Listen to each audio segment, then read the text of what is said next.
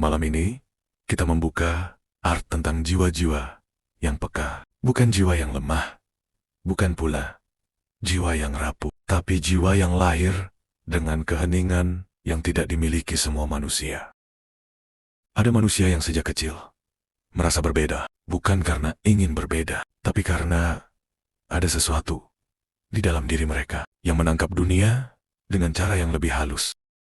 Ketika orang lain melihat tampak luar, jiwa peka merasakan getaran di baliknya. Ketika orang lain mendengar suara, jiwa peka menangkap maksud yang tersembunyi. Ketika orang lain berjalan cepat, jiwa peka berhenti sejenak karena hatinya ingin memahami arah angin. Banyak yang tumbuh tanpa sadar bahwa kepekaan itu sebenarnya anugerah. Tapi di masa kecil, kepekaan sering terasa seperti beban karena dunia terlalu keras dan jiwa mereka terlalu lembut untuk menahannya. Itulah sebabnya banyak jiwa peka memilih diam, bukan karena tidak punya suara, tapi karena mereka merasa dunia tidak akan mengerti bahasanya. Namun, ada satu hal tentang jiwa-jiwa seperti ini yang tidak pernah berubah sejak mereka dilahirkan. Mereka bisa merasakan rasa yang tidak diucapkan, mereka bisa melihat luka yang tidak ditunjukkan, mereka bisa memahami manusia, bahkan sebelum manusia itu memahami dirinya sendiri. Dan disinilah asal mula semuanya. Kepekaan, bukan kelemahan. Kepekaan adalah pintu. Pintu yang membuka mereka ke kedalaman batin yang tidak bisa dicapai oleh banyak orang. Ini baru permulaan dari perjalanan panjang kita, perjalanan memahami jiwa-jiwa yang terlalu halus, namun justru paling kuat. Banyak jiwa peka tumbuh, bukan dari kata-kata, tapi dari keheningan. Bukan dari perhatian, tapi dari kekosongan yang dulu tidak bisa mereka jelaskan.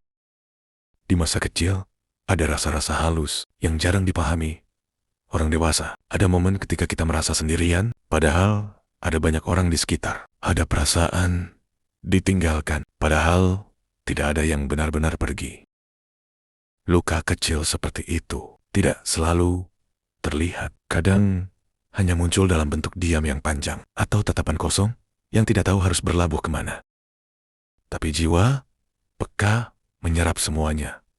Nada suara yang berubah, wajah yang tiba-tiba dingin, arah angin yang terasa berbeda, semuanya masuk ke dalam batin mereka, lebih dalam dari yang seharusnya. Itulah sebabnya banyak jiwa peka tumbuh dengan hati-hati. Mereka tidak ingin membuat orang lain kecewa. Mereka belajar membaca suasana, bahkan sebelum suasana itu terbentuk. Namun, luka kecil yang tidak hilang itu bukan untuk menyakiti mereka. Justru, luka itulah yang membuat mereka bisa memahami rasa yang tidak diucapkan, luka yang tidak ditunjukkan, dan manusia yang tidak pernah benar-benar jujur pada dirinya sendiri. Di balik kesedihan halus itu, terdapat kekuatan yang tidak disadari, kemampuan untuk melihat manusia dari kedalaman yang tidak semua orang punya. Luka kecil bukan musuh, ia adalah pintu. Pintu yang membentuk kepekaan, membentuk kebijaksanaan, dan membuat jiwa peka tumbuh menjadi manusia yang lembut namun tajam. Dan di part ini, kita belajar satu hal, bahwa apa yang dulu terasa menyakitkan, kini menjadikan mereka lebih manusia dari siapapun. Jiwa peka sering tersesat, bukan karena tidak tahu arah, tapi karena terlalu banyak suara yang mencoba mengatur langkah mereka. Di dunia batin, ada orang yang berbicara untuk menenangkan, dan ada juga yang berbicara untuk menakuti.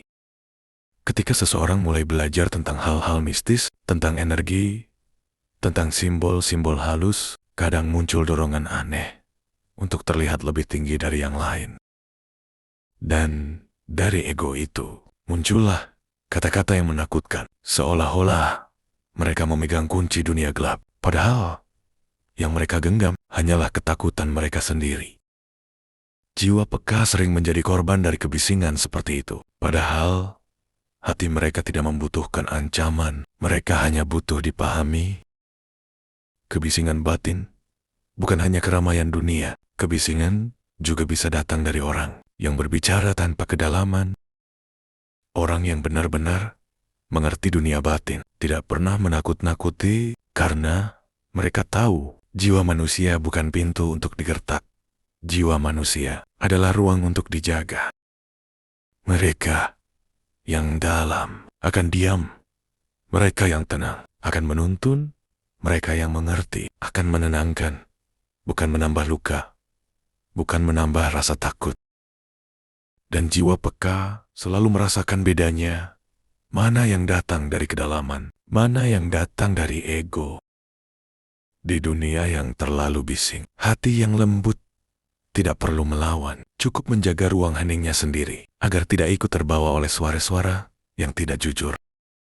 Karena pada akhirnya, ketenangan bukan ditemukan di luar, tapi di dalam batin yang memilih diam ketika dunia memilih berteriak. Ada rasa ingin pulang. Bukan pulang ke rumah, bukan pulang ke tempat tidur sendiri, tapi pulang ke sesuatu yang lebih tua daripada tubuh, lebih jauh daripada masa kecil, lebih dalam daripada ingatan. Orang-orang biasa menyebutnya rindu, tapi bagi mereka yang sensitif, yang batinnya pernah terbuka, itu bukan sekadar rindu, itu adalah panggilan. Ada jiwa yang sejak kecil merasa tidak sepenuhnya berada di sini, seolah mereka pernah hidup di ruang yang lebih hening, lebih terang, atau justru lebih gelap daripada dunia manusia. Ketika dunia terlalu ramai, jiwa seperti ini tidak mencari hiburan. Mereka mencari pintu pulang, mencari frekuensi lama yang pernah membuat mereka tenang. Itulah sebabnya mereka pendiam, bukan karena tidak suka orang, tapi karena mereka mendengar sesuatu yang tidak didengar orang lain. Isyarat halus, rasa dingin, tarikan energi, atau sekadar suara kecil di dalam diri yang berkata, kamu tidak sendiri. Rasa ingin pulang boleh jadi datang dari kehilangan di dunia ini, tapi ada juga yang datang dari tempat lain. Tempat batin pernah merasa aman, entah itu kenangan lama atau dunia sebelum kita dilahirkan. Tapi ada satu hal yang harus kalian tahu, semakin peka seseorang, semakin kuat pula rasa ingin pulang itu muncul. Karena dunia ini terlalu padat bagi jiwa yang tajam.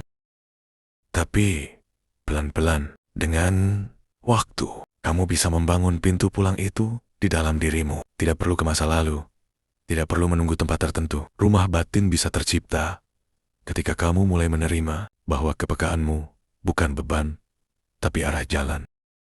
Dan ketika jiwa sudah mengerti arahnya, rasa ingin pulang itu tidak lagi menakutkan. Ia berubah menjadi penunjuk jalan, menjadi cahaya kecil yang menuntunmu ke tempat yang memang sudah menunggumu. Sampai akhirnya, kau sadar bahwa pulang bukanlah kembali. Pulang adalah menemukan getaran yang sejak dulu beresonansi dengan jiwamu.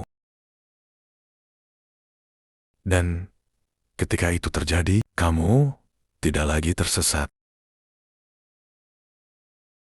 Dulu, ketika seseorang disebut peka, ada rasa bangga yang muncul, seolah ada yang istimewa. Seolah ada pintu yang cuma dia yang bisa lihat, seolah dirinya berbeda dari yang lain. Tapi, umur berjalan, dan kepekaan itu tidak lagi terasa seperti anugerah. Ia berubah menjadi sesuatu yang menguras tenaga. Jiwa peka mulai merasakan beratnya, membaca suasana yang tidak ingin dibaca, menangkap emosi yang tidak ingin ditangkap, menyimpang pikiran yang bukan miliknya. Yang dulu membuatnya merasa khusus, kini membuatnya sering merasa sendirian.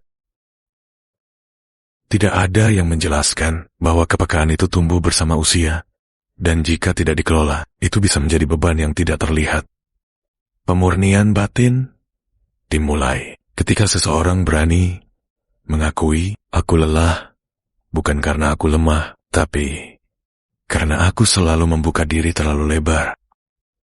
Yang dulu disebut kelebihan, sebenarnya hanyalah sensitivitas alami, sesuatu yang tidak butuh dibanggakan, tidak perlu dibesar-besarkan, dan tidak harus dijadikan identitas. Jiwa peka mulai pulih ketika ia berhenti mengejar pengakuan, lalu mulai mencari ketenangan. Karena semakin dewasa seseorang, yang ia butuhkan bukan lagi, aku ini siapa, di mata orang, tapi di mana aku bisa merasa aman menjadi diriku sendiri. Dan saat itu terjadi, kepekaan bukan lagi beban, bukan lagi kebanggaan, tapi alat kecil yang bekerja seperlunya saja. Pemurnian batin itu sederhana, bukan menghapus kepekaan, tapi menempatkannya di tempat yang tidak menguasai hidup.